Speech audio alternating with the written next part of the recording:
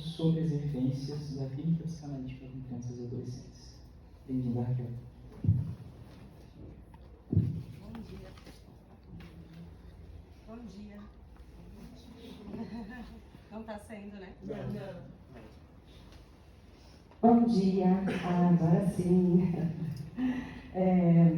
Obrigada, Alan, pelo convite, à instituição por abrir o espaço, aos colegas professores aqui presentes, né? É uma grande honra estar num espaço com pessoas tão ilustres da psicanálise, especialmente de uma psicanálise universitária e de uma psicanálise que pesquisa, uma psicanálise que vem dizer, sim, somos ciência, né? E, bom, já o nome do simpósio já nos dá uma pista importante do que viemos dizer aqui, né?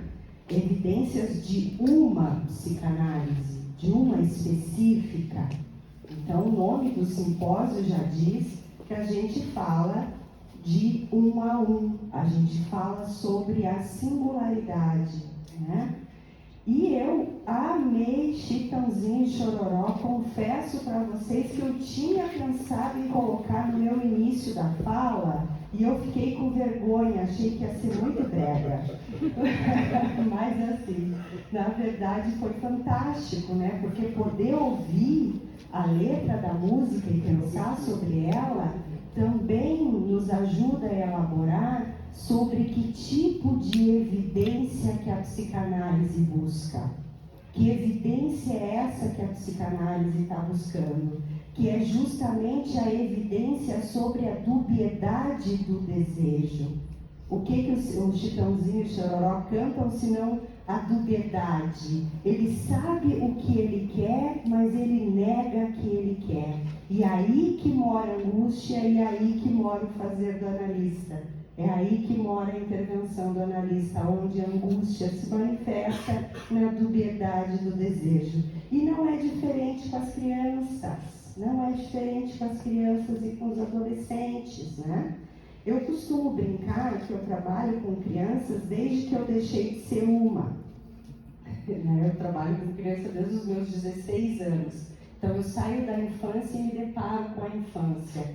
E isso me faz falar a partir do lugar da criança, a partir do lugar do adolescente.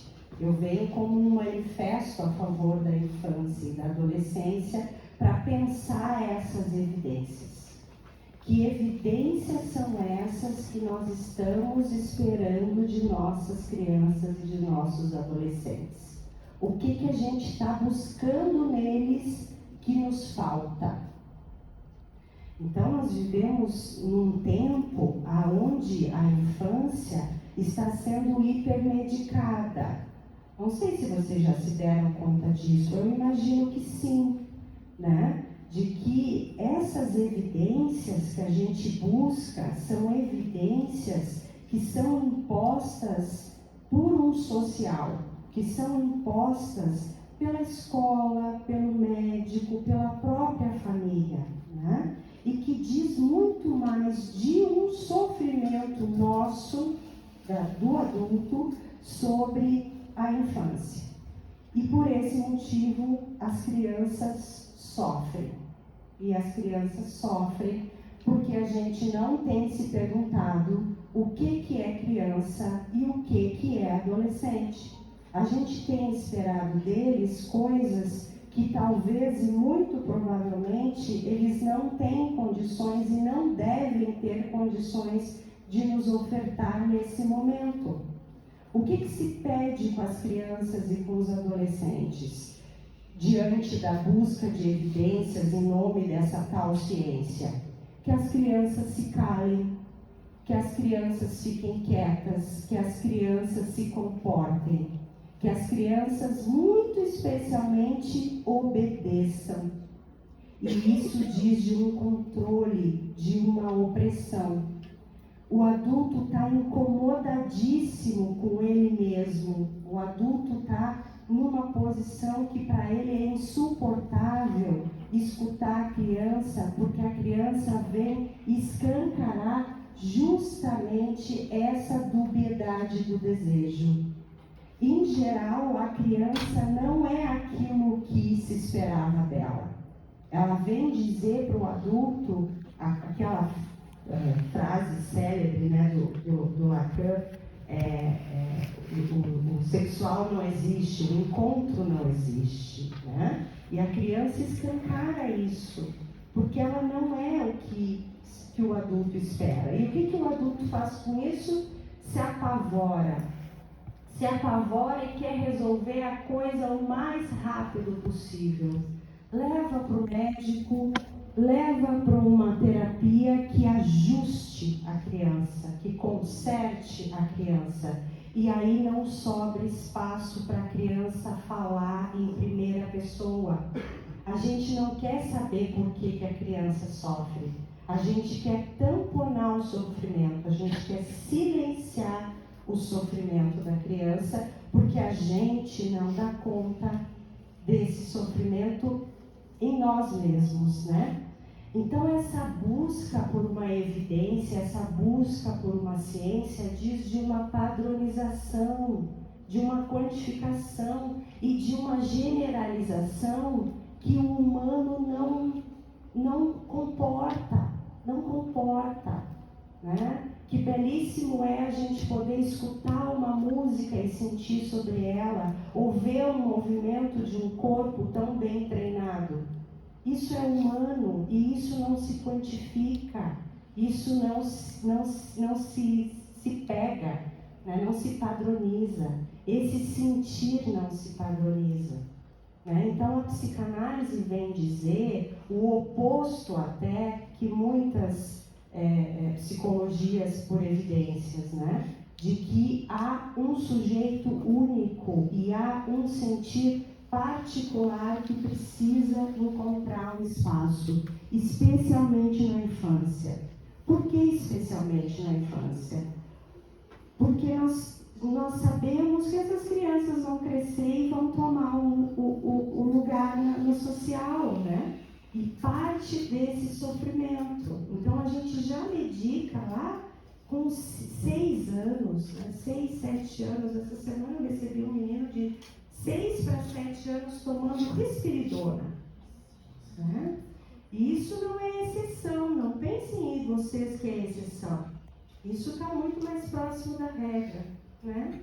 Dessa hipermedicação da infância que faz um tamponamento, um silenciamento na criança, e a gente diz assim, a criança precisa precisa se adequar, né? Precisa acabar logo esse processo de constituição psíquica para a gente não se haver com essas faltas, com esse burburinho da infância.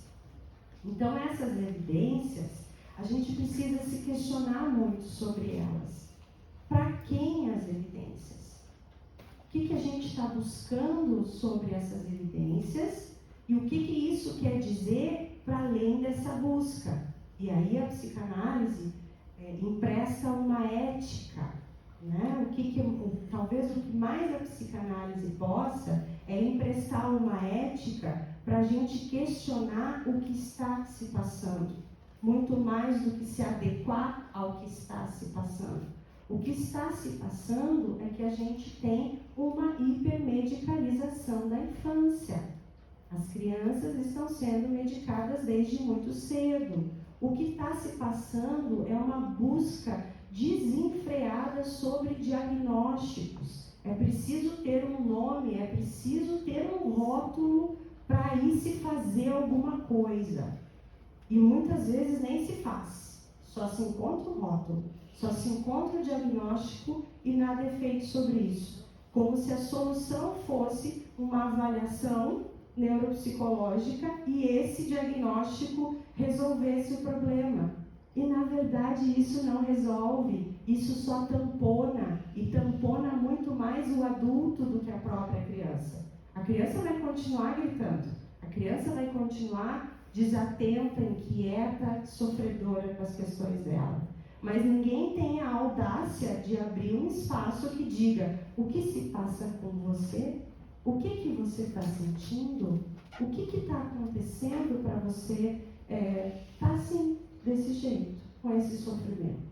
Então, a psicanálise vem aí questionar o adestramento, questionar os protocolos, questionar uma visão que se impõe no social hoje muito sobre uma mercadoria. A criança passa a ser um objeto, uma mercadoria, né? Que a gente... Não, o problema está ali, então. Está tudo bem aqui nessa família, está tudo bem aqui nessa escola, ninguém precisa se haver consigo mesma. A gente pega a criança e diz, é ali. Ali está o problema e ali a solução. Qual é a solução mais rápida? Qual é a solução que eu menos preciso me implicar? É o medicamento, é o diagnóstico e é o medicamento, né? Então, eu venho aqui muito para tentar fazer pensar sobre isso que está se buscando em nome de uma ciência, em nome de uma evidência, e quais são as consequências disso para o sofrimento infantil, para o sofrimento da criança e do adolescente, né? Enquanto a psicanálise busca escutar o sujeito em sua singularidade e criar condições para sua emergência, as abordagens em geral, em nome dessa ciência, priorizam a adaptação e a normatização através de técnicas que visam moldar comportamentos sem considerar a dimensão subjetiva. E isso intensifica o sofrimento infantil e da própria família, né? E aí a gente se pergunta o que a psicanálise pode com isso, ou o que a psicanálise vem oferecer para que a gente possa fazer essa leitura de um outro lugar. Eu acho que a psicanálise vem oferecer justamente esse lugar da pergunta: o que está acontecendo? Que sofrimento é esse? Não sei se vocês sabem, eu coletei os dados, mais de 20% de crianças em idade escolar têm algum tipo de transtorno psíquico. Isso é um dado comprovado. 20% das crianças têm algum tipo de transtorno psíquico. Isso quer dizer que se você for numa escola, de uma turma de 30, 6 crianças têm transtorno psíquico, né? 1 em cada 5 crianças tem algum tipo de diagnóstico psiquiátrico. 1 em cada 5 crianças tem diagnóstico psiquiátrico. O que está acontecendo? Não sei se vocês sabem, mas o uso de Ritalina no Brasil aumentou 775% em 10 anos, entre 2002 e 2013. Esse dado não é nem de 2025, se passaram quase 10 anos. 775%. O Brasil é o segundo maior usuário de Ritalina do mundo. Está todo mundo tomando Ritalina e as nossas crianças também. O que é isso? Que evidência é essa? O que a gente faz com essa evidência? Né? Que não seja encaixotar as crianças num protocolo para que elas respondam aquilo que a gente espera que elas respondam.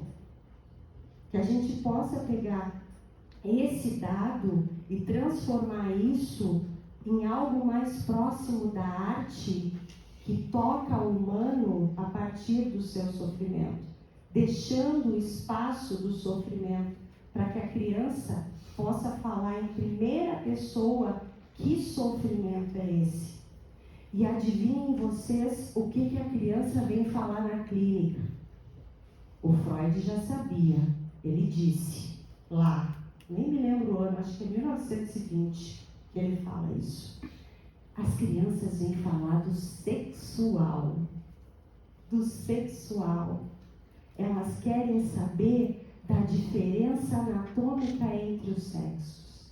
Elas querem saber como se fazem os bebês. Como é que eu fui parar na barriga da minha mãe? Por que meu pai não pode ter bebês? E isso não é pouca coisa, e isso incomoda de um jeito. Os adultos ficam apavorados. Meu filho de 6 anos, minha filha de 6 anos quer saber como fazem os bebês. As famílias ficam muito apavoradas sobre isso. E isso não é só sobre o sexual. O sexual é o início da coisa. É o encontro com essa impossibilidade. Né? Então, quando a criança faz essas perguntas, ela está tentando entender da onde ela veio, qual é a sua própria história, quais são as suas falhas, que falhas são essas na própria história, quem é o pai, quem é a mãe, por que eles se encontraram, qual é a diferença entre ser mulher e ser homem, né? Por que a mulher não tem, o homem tem? Se a mulher não tem, como é que ela pode ter filho? Né? Então, esse silenciamento que o social faz sobre a criança diz de um incômodo que acompanha a humanidade desde sempre, que é esse incômodo sobre o sexual, sobre essa sexualidade inerente ao ser humano, sobre esse corpo que dá prazer, sobre esse corpo que goza. E os adultos ficam apavorados sobre isso e fazem um tamponamento. Não vamos falar disso. Vamos medicar para ficar quietinho. E aí a gente não precisa discutir aqui, enquanto casal, homem e mulher que tiveram filhos, ou seja, a constituição que fosse dos pais, sobre o que nos faz falta, sobre o que não deu certo em nós. O adulto não consegue sustentar as perguntas e então faz esse silenciamento, né?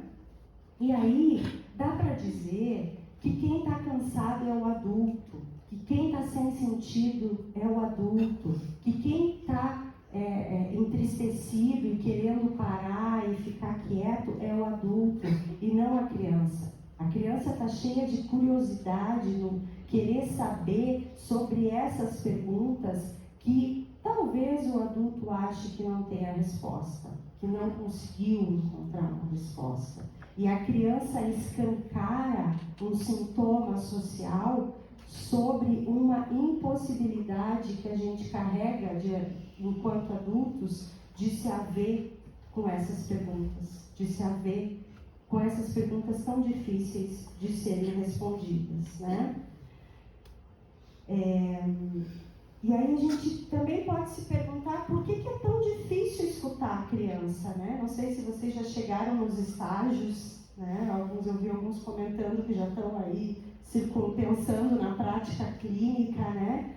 E não é de hoje que eu escuto também, quando a gente está em formação, do quanto é incomodativo. Eu vou ter que atender criança, será mesmo que eu vou atender criança e adolescente? Mas e se a criança não falar, se o adolescente não responder? Por que é tão difícil atender criança e adolescente? Porque a gente está diante do nosso próprio sofrimento enquanto criança e adolescente. Está ali materializado na nossa frente o sofrimento que nos toca, que diz da gente mesmo, né? E aí, pegando um gancho no Robson e na Maria Virgínia, né? O que se forma um analista? Um analista se forma do próprio sofrimento, do próprio percurso dele em análise. Quando a Maria Virgínia fala em atravessamento do fantasma, ela está falando que a gente precisa fazer análise, que a gente só se forma analista enquanto analisando, né? Então, a criança, quando a gente está diante da criança, a gente está diante de nós mesmos. É um clichê isso, mas que a gente sente no osso, a gente sente na pele, né? Do quanto é difícil atender, porque as projeções estão ali. Se está diante do sofrimento infantil, você se remete diretamente ao sofrimento seu da infância e não tem como não ser sofrido. O sofrimento é inerente ao ser humano, especialmente na infância, né? Nós somos constituídos desse sofrimento, né? E essa criança, então, dizendo desse desencontro, desse ideal caído, dessa castração que é imposta, que a gente não tem como fugir, né? E eu pensei em conversar um pouquinho com vocês, em trazer 2 casos, né? Um caso, não sei, me perdi um pouquinho no tempo. Acho que tem. Pensei em trazer 2 casos, vou tentar um, vamos ver se é possível trazer 2, para a gente pensar essa questão do que seria, o que viria a ser essa evidência, né?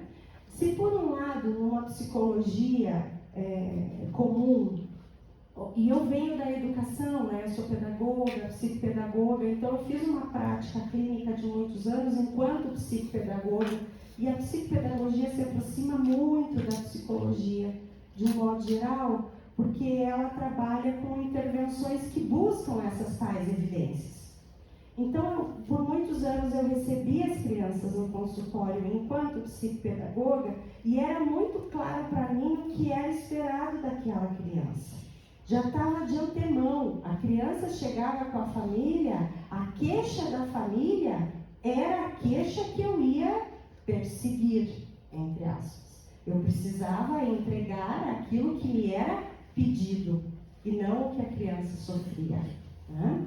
E aí, com a minha prática clínica, eu fiz uma virada, e aí eu entendi que não era sobre o que o adulto precisava, não era sobre o sofrimento do adulto, não era porque a escola não conseguia atender e ele precisava se comportar, não era porque a família não conseguia, ele precisava ficar quieto lá no ambiente familiar. Eu entendi que era sobre o sofrimento da criança, e aí a coisa muda tudo.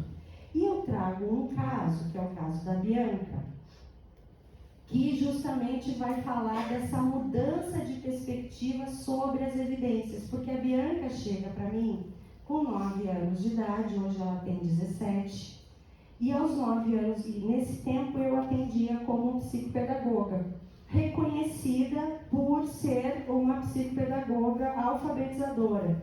Eu tenho uma relação com a alfabetização e gosto de alfabetizar, né? Gostava, faz tempo que não faço isso.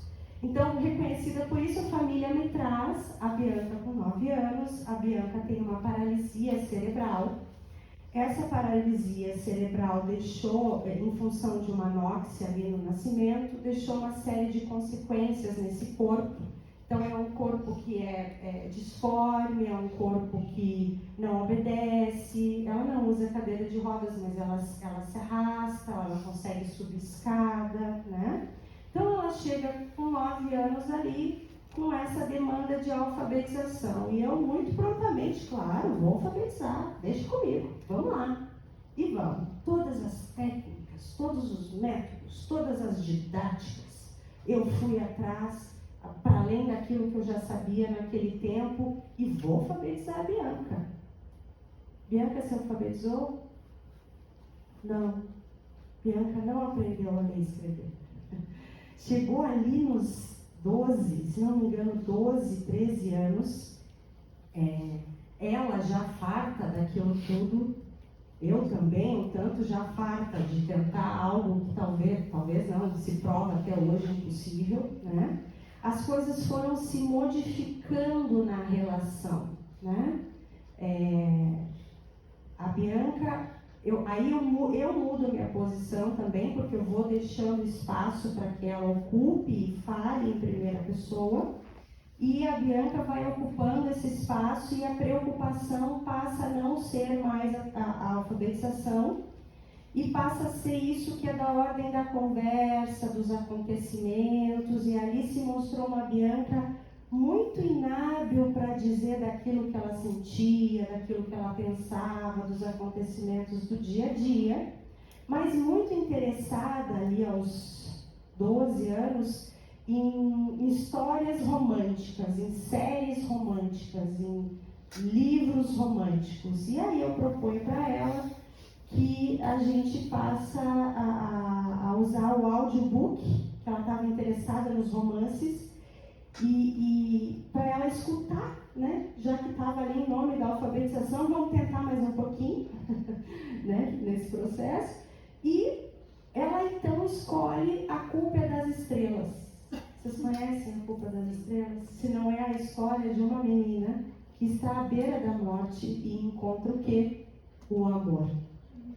E aí eu e Bianca, no audiobook, né, ali na técnica psicopedagógica de tentar fazer a leitura, né, ela acompanhava essa leitura se um outro estivesse lendo, que era o caso do audiobook, e se abriu um espaço para falar de amor, de perda, de morte, do corpo que não funciona, do corpo que serve para quê esse corpo, não é mesmo?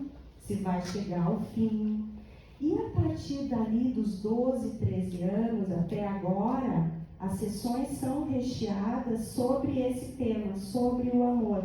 Hoje já esse amor deixou de ser um amor idealizado dos romances e passou a ser um amor sexual. Então, esses dias ela diz, eu estou preparada para ter um namorado.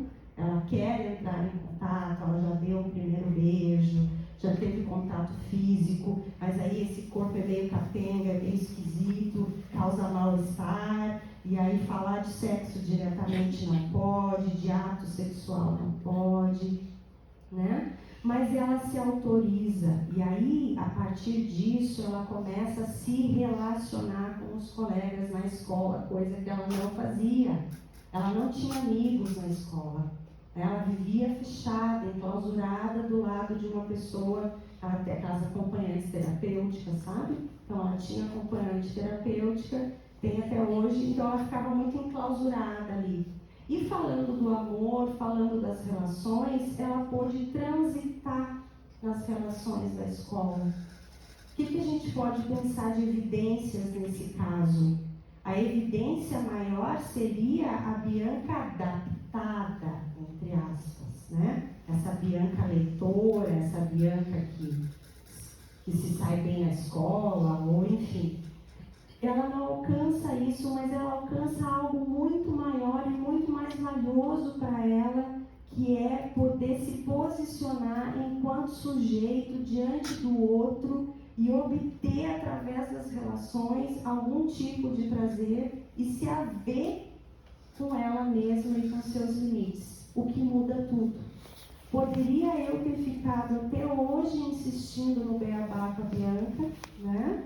E ela faz trabalho multidisciplinar, algumas colegas questionam isso. Como assim? Ela está no último ano do ensino médio e não sabe ler e escrever. Sim, ela está no último ano do ensino médio sem ler, sem escrever e com muito sucesso. Porque ela tem relações, porque ela ama, porque ela se autoriza, porque ela briga, muitas vezes, né? Ela tem ali uma vida a ser vivida, muito para além das evidências que supostamente deveríamos coletá-la dela, né? Então eu acho que esse caso mostra um pouco de que evidência que nós falamos na psicanálise, né? Que não é essa evidência que comprova para o outro, né? Que não é sobre o outro, mas é sobre o sujeito.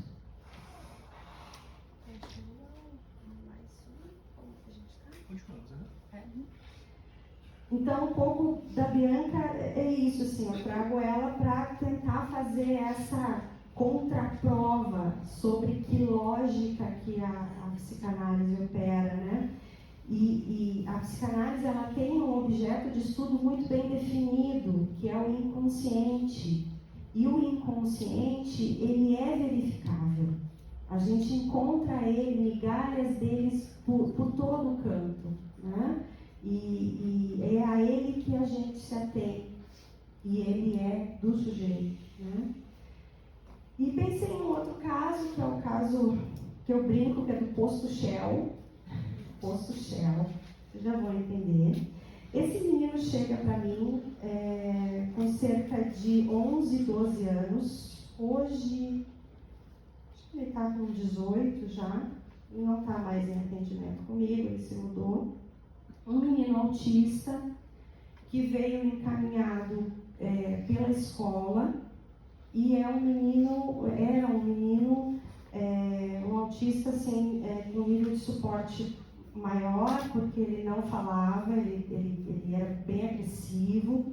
Então ele chega no consultório, eu atendo a mãe primeiro, né, e a mãe fala um pouco da história, essa culpabilização que ela se sente na época sobre ter um filho nesses moldes, né, esse ideal caído, ela fala um pouquinho também. O menino, ele só falava Shell, posto Shell, Shell, posto Shell, Shell. Se ele estava feliz, era Shell, Shell, Shell, Shell, Shell, Shell, Shell. Se ele estava triste, era Shell, Shell. E era isso que ele falava aos 9, 10 anos de idade, por aí. Era só isso que ele falava. E na primeira sessão, o que acontece? A mãe traz ele, só que a mãe não me conta uma coisa de que na última terapia dele, ele só ficava se tivesse pipoca. Então ele chega um tanto quanto incomodado, com aquela desvitmia ali do corpo, se debatendo, shell, shell, shell, shell, shell, shell, shell. E aí ela me diz, nossa, na última terapia ele ficava porque ele comia, porque tinha pipoca. E eu não tinha pipoca para oferecer, né? O que eu pude oferecer para ele foi um tempo, e isso um longo tempo, né? De receber esse menino ali atrapalhado, confuso, que só ficava no corredor ou na sala de espera, demorou para ele entrar no consultório, demorou para fazer um contato visual comigo, e a minha insistência, né, que dá para pensar no lugar do analista, que é esse lugar que suporta o insuportável, né? Como diz Maria Virgínia, fingindo o costume do que jamais se acostuma, né? Então, ali, fingindo o costume, fui sustentando esse lugar com ele e as coisas foram se estabelecendo ali, um vínculo, uma relação, até que ele aceita entrar no consultório, até que ele aceita que eu feche a porta do consultório. Anos de trabalho, gente, anos. Às vezes a gente se angustia na faculdade, achando que o estágio de quantos meses? 6 meses vai resolver alguma coisa? Não vai. Se tranquilizem, o trabalho é de anos, né? De anos. Ele entra, então, né? E se mantém. Esse shell se mantém. Até que um dia, por um acaso, passados uns 2 ou 3 anos, eu estava no consultório, na época eu não tinha costume, mas eu estava com o computador aberto no Google Maps. E quando ele vê o Google Maps, algo se passa ali que ele vai querer mexer no Google Maps. E ele escreve posto Shell. Ele sabia escrever. Ninguém sabia que ele sabia escrever. Ele escreve posto Shell. E ele acha um posto Shell na frente da casa dele. Posto Shell, posto Shell, posto Shell. Aí eu me dou conta. Só eu me dou conta. O nome dele é Vael. Vael. Posto Shell. Ele não estava falando posto Shell. Ele estava falando o nome dele. Vael. Vael. Vael. E ali que eu peguei, eu falei para ele, Vael. E em seguida veio o Raquel. Relação transferencial. Ali algo funcionou, algo girou, né? Não sem consequências, não foi fácil. Ele diante disso se desorganiza, sai correndo, a mãe fica apavorada, até fazer voltar, né? Tem que trabalhar com a família, fazer a família no consultório. Aí ele volta e essa brincadeira de se procurar no Google Maps se repete, até que algo ali opera, que ele se tranquiliza um pouco, ele se angustia um pouco menos, ele passa a comer na mesa ali com os pais, ele sai do chão, algo acontece, né? E não acontece através do suborno da pipoca. Eu não tinha pipoca. Que bom que eu não tinha pipoca. Então, aqui nesse caso também a gente pode fazer isso que vinha a ser uma comparação do que é buscar uma evidência para um outro. A evidência da psicologia é adaptar Vael com pipoca. para que ele fique quieto, obedeça e não incomode. A psicanálise vai dizer: fale, fale, fale, até a gente encontrar um sentido para isso que se fala. E encontrando o sentido para isso que se fala, algo se modifica na estrutura, na dubiedade do desejo e na possibilidade de encontro do sentido. E aí a evidência aparece. A evidência de uma angústia menos gritante, de um corpo mais ordenado, né? Então eu trago esses dois casos e a minha fala é muito sobre continuar questionando sempre que evidências são essas, para quem são essas evidências, especialmente na infância e adolescência, do que nós estamos querendo das nossas crianças e dos nossos adolescentes. E o que nos impede de ouvir esse sofrimento.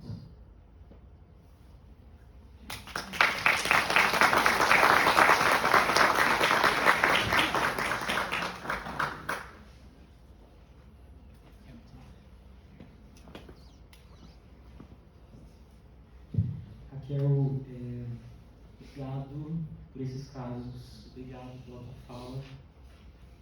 E eu me pego aqui extremamente emocionado, né? Porque afinal de contas, acho que são situações, são casos extremamente singulares e é o tipo de coisa que só uma clínica que suporta o insuportável é capaz de evidenciar, de fato. E acho sempre incrível como as falas, as contribuições, elas se complementam, né? E a fala da Maria Virgínia mais cedo me tocou muito, me fez ficar pensando tanto sobre a questão do desamparo, né? Até eu trouxe brevemente a questão para ela, mas acho que eu vou trazer para cá de volta porque é imprescindível e acho que é disso que a gente está falando o tempo todo.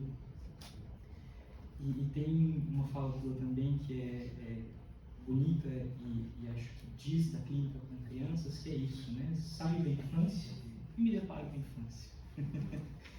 Um terreno que a gente pisa a vida toda, né? Queria que você falasse um pouquinho sobre o desamparo da diante de uma criança, o desamparo da criança, o desamparo da analista, se possível. E daí na sequência a gente abre para perguntas. Só é possível se haver com o próprio desamparo no divã de outro analista. A gente só se torna analista porque frequentou muito seriamente o divã de outro analista. E aí tem uma questão sobre a psicanálise que talvez as outras psicologias não entendam e até questionem, que é isso que é da ordem da experiência. É preciso experimentar a psicanálise para provar a sua evidência. Não é possível quantificar por fora essa angústia. Não é possível colocar em escalas, obrigada, em escalas, em normas, esse sofrimento do desamparo, né? E esse desamparo é constitutível. A gente não consegue se livrar dele. Por mais que a gente leve uma análise até suas últimas consequências, o fato é que o desamparo se reedita. É óbvio que aqui hoje estou diante do meu desamparo. Puxa, falar no mesmo evento que a Maria Virgínia. Meu Deus, que desamparo que será de mim. Mas é o que passa no nível do imaginário, não? Que é o desamparo retornando para a edição, para a reedição. A gente, psicanalista, sabe que a experiência traumática ela vai se reeditar, que a repetição é uma imposição e que o sofrimento é inerente ao ser humano. Todos nós estamos desamparados numa certa medida e vivemos o desamparo ao nascer, já de largada a sofrimento, né? E endereçar esse sofrimento ao lugar certo a alguém que esteja disposto a nos ouvir de um lugar ético, um outro psicanalista. Então, não espere que o desamparo suma, ou não espere encontrar uma fórmula para camuflar o desamparo. O fato é que ele vai se reeditar. E se a gente olhar ele bem pertinho, talvez a gente consiga fazer alguma coisa com ele. Nem que seja sábado de manhã falar no simpósio. Né? Acho que é um pouco isso. Eu acho que o ato falho que a Andrea comete no início da abertura do simpósio, ele é fantástico, porque a gente está aqui fazendo com sintoma, né? Eu posso fazer com meu sintoma. Vamos para as perguntas, por favor?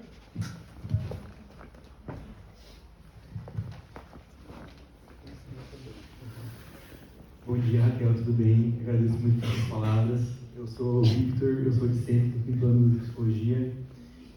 Eu acho que essa fala veio num momento muito oportuno, depois da fala da Maria Virgínia, que fala, né, que se o adulto hoje em dia se imagina completo, o que fazer com essa criança, que mostra que não é bem assim.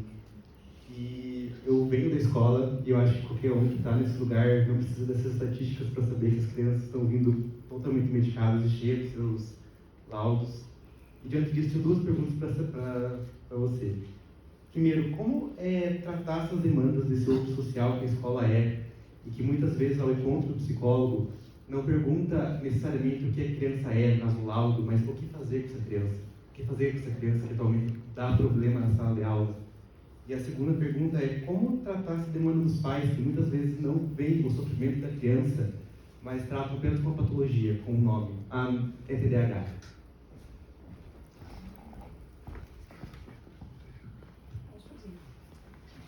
Vamos fazer as duas perguntas já. Já leva aí. Tem uma caneta?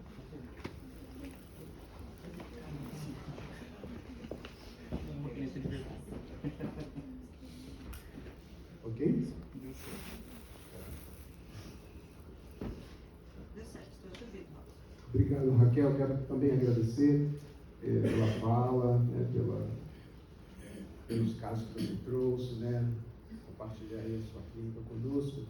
E agradecer especialmente porque você me fez aqui pensar uma questão que eu trabalhei ontem, precisamente, na turma do quinto semestre de manhã, a partir de um texto do Lacan, que é uma referência, é o pontapé primeiro, né, é o ponto de largada da leitura lacaniana sobre o autismo, que é a conferência em Genebra sobre o sintoma, que é um texto de 75, em que ele cita o trabalho com autistas diante de uma pergunta, né, de alguém da plateia, e ele coloca, né, o quanto que nos custa, né, eu trabalho com sujeitos autistas, isso custa, é trabalhoso, mas ele frisa, né, você falou disso, ele frisa que a gente é preciso escutá-los, né? Ainda que a palavra por vezes não venha, mas eles têm algo a dizer. O Lacan falar isso, sim, é muito bonito ler isso na conferência, em que é preciso, né, custa escutá-los, né? Quer dizer, que o Lacan já aponta para a gente tem o dizer aí, a gente tem que se colocar, o analista precisa se colocar disposto a escutá-los. E na sequência ele desdobra, né, que é uma máxima, é quase um mantra para os que segue a orientação lacaniana quando se debruçam sobre o tema do autismo, que ele fala que são sujeitos preferencialmente verbosos, onde ele confirma que o sujeito do autismo está na linguagem, tem palavra ali, e que há um trabalho do psicanalista a fazer, que não somente, como você colocou, adestrar, treinar, levar pipoca para o consultório, dar pipoca, né? Enfim, eu adoro pipoca, mas pipoca tem lugar. Dar pipoca no cinema, por exemplo. Mas, enfim, que, não é, né, que é importante esse lugar do analista diante do sujeito, o trabalho a ser feito,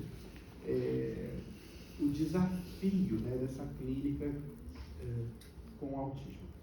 E aí você traz uma coisa que eu gostei muito, queria que você falasse, que também é corrente no campo da psicanálise, pelo menos na escola de psicanálise dos Fórum do Campo Lacaniano, da qual sou membro, que é esse ponto da clínica que é muito difícil com o sujeito, você trouxe isso, com o Shelvael, né?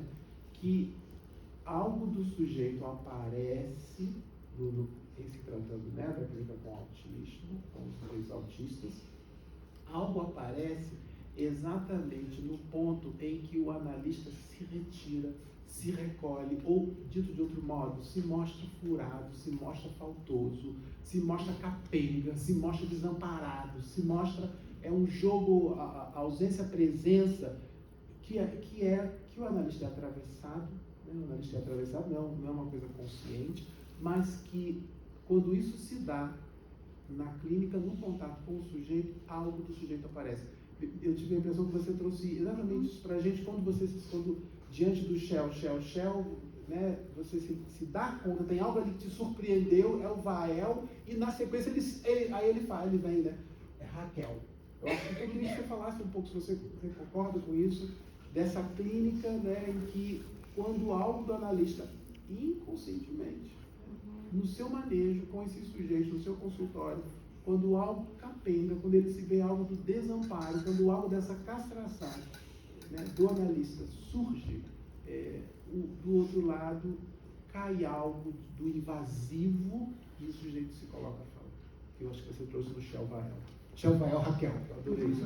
E aparece o sonoro, né, que é interessante. Quer recolher todos? É uma pergunta próxima. Raquel, obrigado pela fala. Eu acho importante essas falas, principalmente se tratando de criança, adolescente, a gente vê esse aumento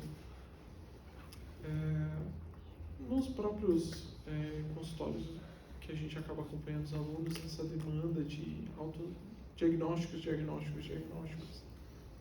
Eu lembrei muito de uma fala uma conversa que eu tive com a Rosa Mariotto, e ela falava assim, eu estava colocando essa questão de crítica, né, sobre os testes, sobre a avaliação, e ela falava assim para mim, é importante ter quem faça também. e eu pensando um pouco sobre isso, até falo para alguns alunos que o próprio Freud, de algum modo, com o Hans, de alguma maneira, né, traçou algo de um psicodiagnóstico ali, né? Ele não chegou a atendê-lo, tipo, de fato, né? Ele ouviu os pais, ouvia ele, e então compreende o porquê do sofrimento, do sintoma ali do Hans.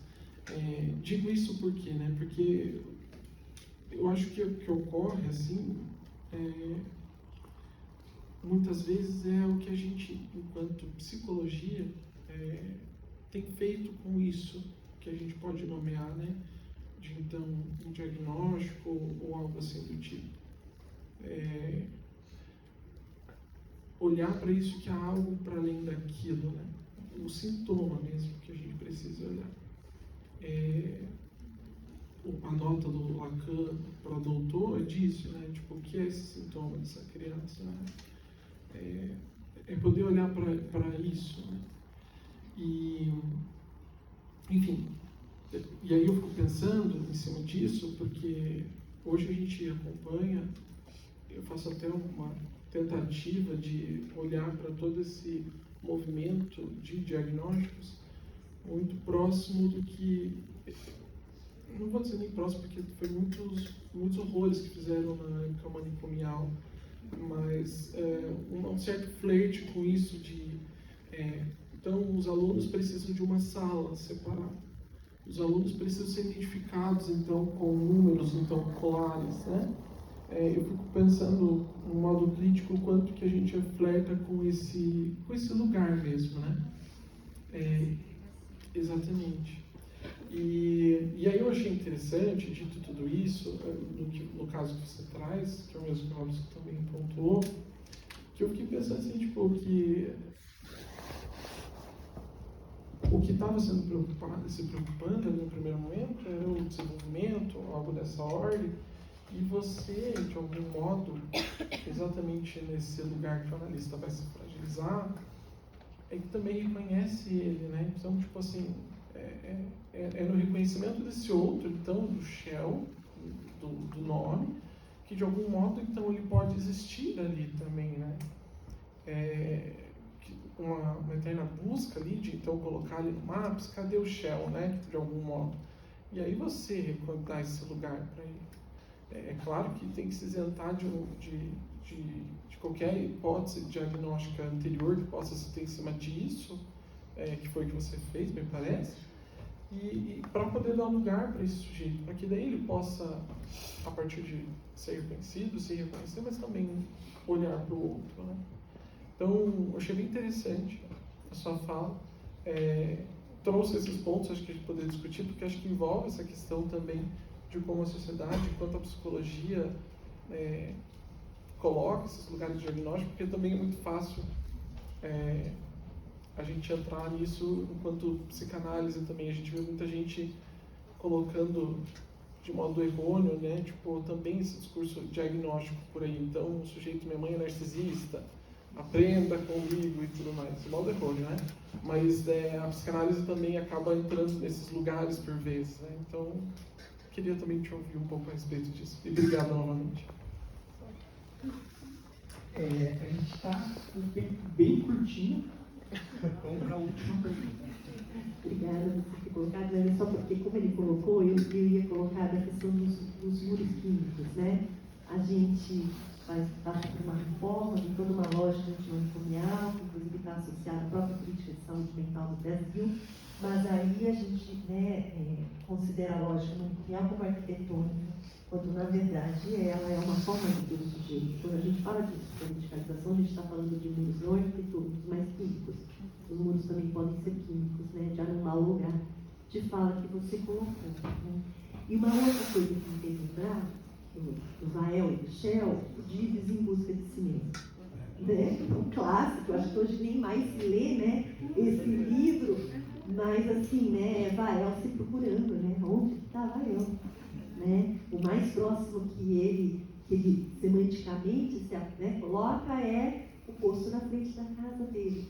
Não é a casa dele, é o posto na frente da casa dele. Me fez muito lembrar, né, Mas, e a minha pergunta articula, porque na verdade é a questão da demanda da criança, porque não é a criança, né? Demanda e direção de tratamento. Que, né, enfim, se você puder articular alguma coisa aqui, só para eu não me estender com relação a isso. Obrigada, Raquel, adorei a fala, extremamente rica e preciosa para a gente ouvir sobre criança e adolescente, que é tão raro nos eventos, né, de psicanálise, a gente poder ter um espaço para poder trazer uma temática tão crucial. Parabéns, obrigada. Pessoal, a gente vai ter agora as respostas e daí na sequência a gente vai servir o almoço, tá? Então, guardem aí, não saiam, daqui a pouco vamos comer. Vou tentar ser breve em função do tempo. Eu acho que a primeira questão posta ali sobre a escola, né, o que fazer com a escola e com a família, a gente precisa pensar em ações de educação para a escola, né? Não é porque eu sou psicanalista que a gente deixa de lado isso que é da ordem da educação. Eu acho que os professores precisam ser formados, eu acho que a gente precisa sentar e conversar, e é um trabalho com a escola e com a família que não se dá do dia para a noite. Eu acho que é algo que se faz aos pouquinhos, meio de formiguinha, assim, né? E muito também isolado. A gente tende a pensar num ideal. O ideal seria ter turmas de 15 alunos com 2 professoras, uma avaliação diferenciada para todos, uma metodologia, uma didática diferente do que a gente vive da realidade, mas isso a gente não alcança de pronto. Eu acredito que o psicólogo escolar, né, o psicólogo psicanalista que está lá na escola, ele pode oferecer uma escuta e ele pode oferecer uma formação em pílulas dosadas, tanto sobre a escuta quanto da intervenção.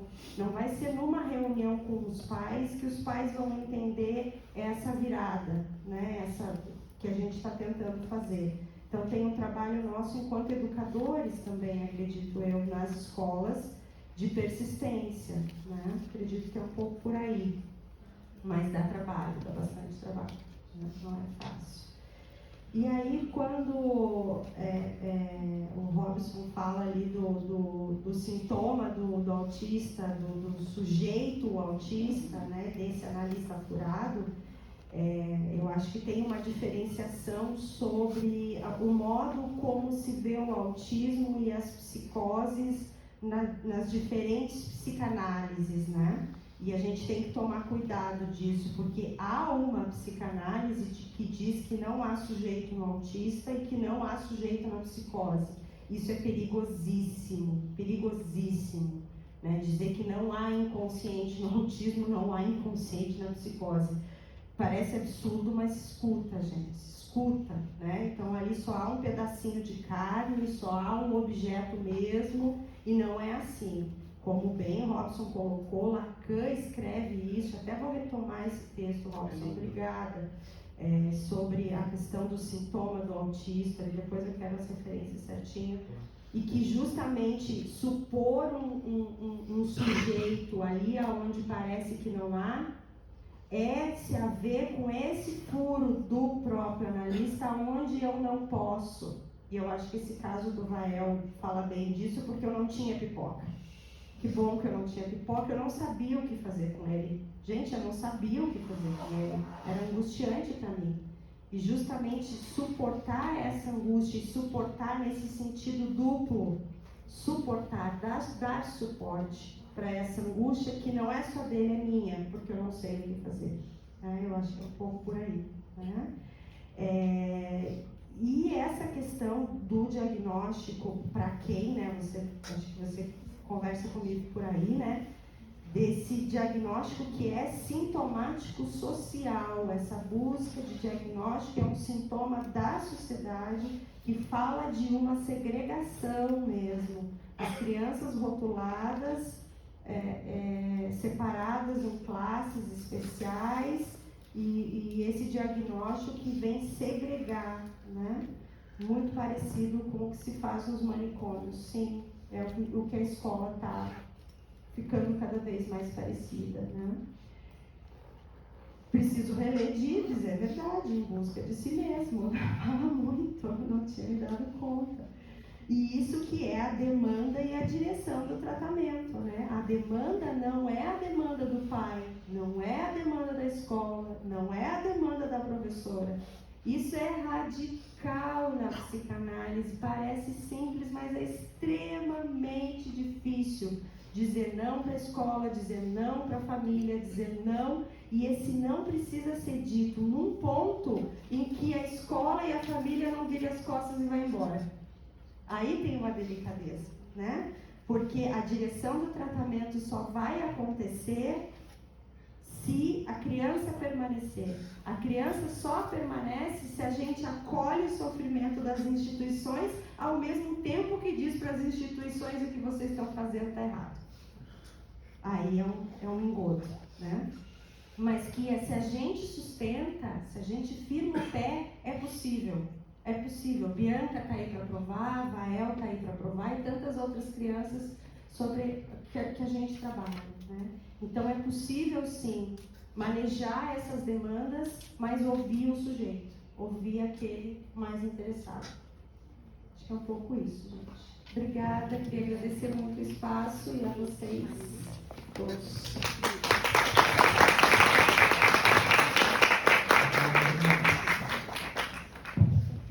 Mais uma vez, Raquel, obrigado. Em nome do curso de psicologia, em nome da instituição, agradeço muito a sala.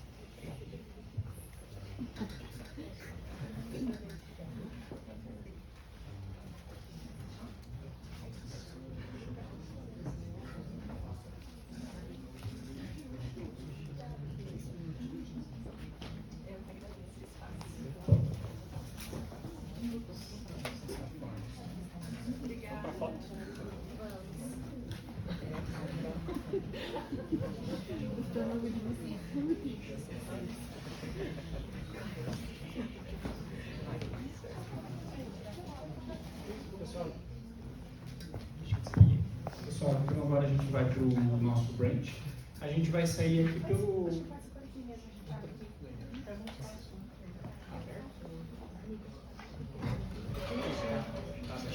A gente vai sair por aqui e a gente vai descer a rampa lá. Pessoal, é o seguinte, então só avisando, né? A gente acabou passando um pouquinho do horário, mas nós não tínhamos como não permitir que essas falas, né, fossem feitas na integralidade. Então, né, peço desculpas por a gente ter passado um pouquinho. A gente vai encurtar, né? A gente não vai poder dar tanto tempo assim para o almoço, mas vai ser um tempo bem gostoso. Para quem não conhece, para quem conhece, vai ser feito aqui na cozinha da Unicesumar. Para quem não conhece, vocês podem sair, descer aqui as escadas à esquerda até o final e vai reto. Tá? Daí ali tem um refeitório, a gente vai servir as refeições, vão ter alguns aperitivos, pastéisinhos de palmito para quem não come carne, mini hamburguinhos, empadão, vai ter um mix de saladas e de pratos quentes também vai ter estrogonofe e uma massa, tá bom? Então vocês estão todos convidados a ir para lá. Obrigada.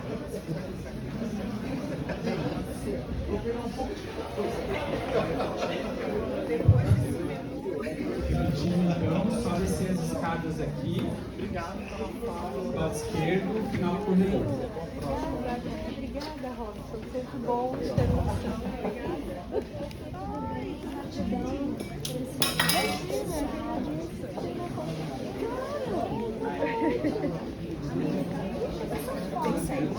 é muito especial.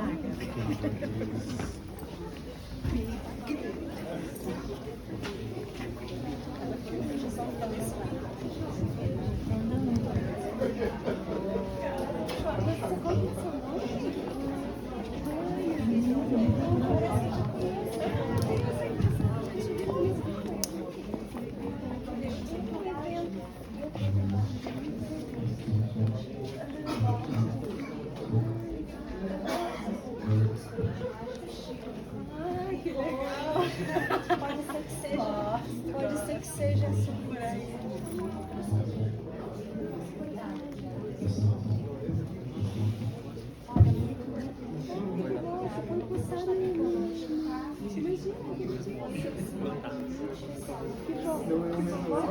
Eu vou me marcar. Pode deixar eu te marcar. Olha, ficou linda a nossa foto.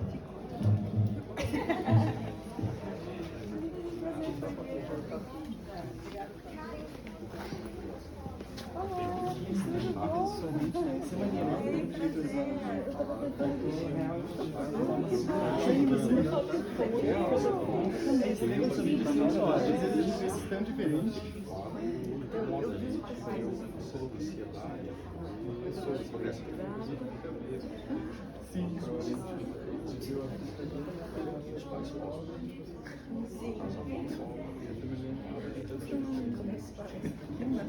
Você tem que cintura para mostrar que sabe alguma coisa.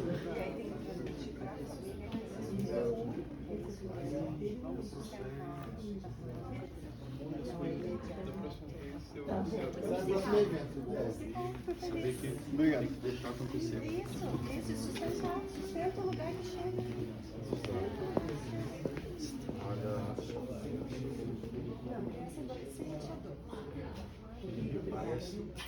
Parabéns aí pelo evento. Obrigada, viu? Obrigada por tudo. Eu tenho compromisso agora, mas agradeço. Obrigada.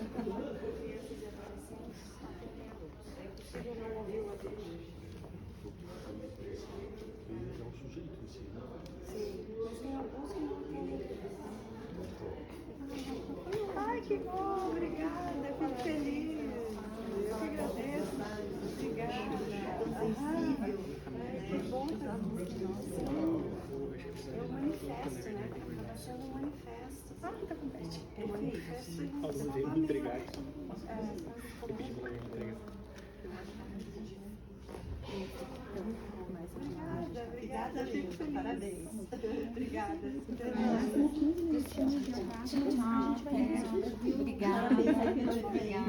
Né? Porque senão a gente não dá conta. Desculpa não participar, mas a gente fica na correria. Você está na coordenação, você está sustentando a coisa, né? Fazendo a coisa funcionar. Brinquei que o aluno estava lá cozinhando.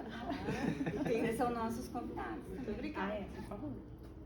O cardápio tá bom. Eu gostei do cardápio. Não, para um sábado, né, gelado, a gente precisava, né? Precisava.